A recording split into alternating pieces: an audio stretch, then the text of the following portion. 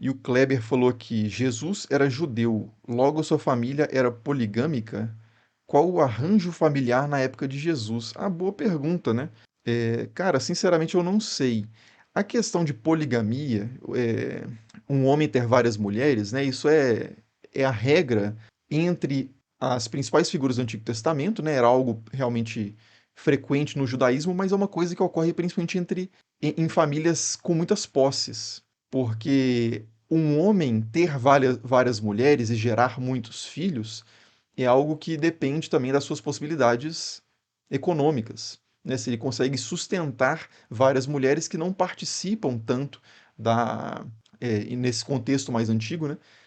Do sustento da casa, em geral, né? Então, são as mulheres mais ativas economicamente nesse contexto, são aquelas de famílias mais pobres, né? Que precisam ir é, garantir o sustento também da família na rua, né? Fora do ambiente doméstico. Mas nos tempos de. Então, assim, mesmo se nos tempos de Jesus essa configuração poligâmica ainda fosse frequente entre as elites, não seria o caso da família de Jesus, né? E não há nenhum texto, nem canônico, nem apócrifo, que eu conheça que fale sobre um arranjo poligâmico na família de Jesus. Que José, por exemplo, tivesse Maria entre uma das suas mulheres, não. O que há em textos apócrifos é que José, se eu falei Moisés, é José, tá? Que José era viúvo quando ele se casou com Maria. Então ele tinha tido uma família antes, a mulher dele morreu, e ele casa com Maria, que era muito mais nova que ele, né? Essa é a versão que aparece no Evangelho de Tiago, no chamado Evangelho de Irmão de Jesus. Tem vários nomes desse evangelho, mas nesse evangelho o que acontece é isso, né? Aí os tais irmãos de Jesus, inclusive, Judas e Tiago, né, que são dois irmãos de Jesus, descritos no Novo Testamento, apresentados, né, no Novo Testamento, seriam supostamente filhos do casamento anterior de José, mas a questão da poligamia nesse contexto aí, eu não sei em que pé que estava, né? O Tiago falou aqui, por que a forte repressão sexual no cristianismo? Há forte repressão sexual em várias tradições religiosas, né?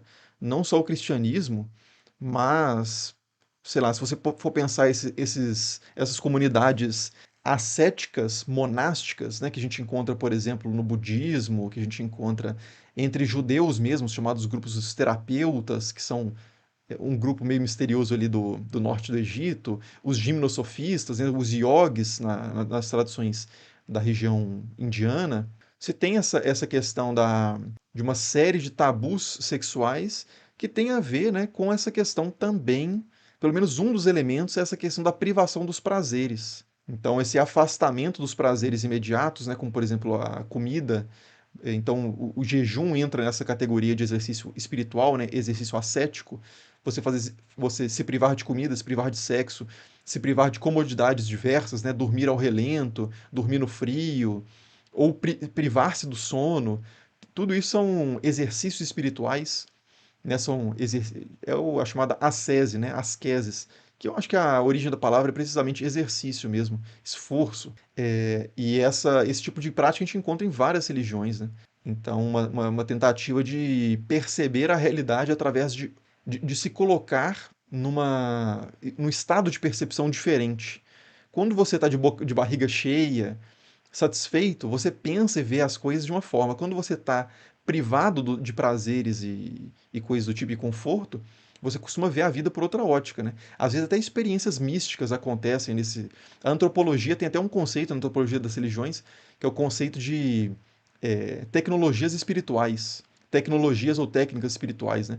Que envolve essa questão de privar-se de alimento, privar-se de ar, né? Privar o seu cérebro de ar por meio de técnicas de respiração. Tudo isso leva a estados de percepção alternativos, né? O Aldous Huxley, que é o autor do Admirável Mundo Novo, um autor inglês ali escreveu bastante ali por volta da década de 30, início do século 20. Ele tem um livro muito bom sobre isso, que é o As Portas da Percepção e também O Céu e o Inferno, né? São dois livros que geralmente são vendidos como um só, é, que ele fala muito sobre essa questão da ascese, né? E a relação da ascese com a fisiologia humana, que eu acho que é uma boa pista, né, de por que vários povos diferentes fazem isso, né? Os efeitos fisiológicos que esse tipo de prática produz nas pessoas é muito parecido.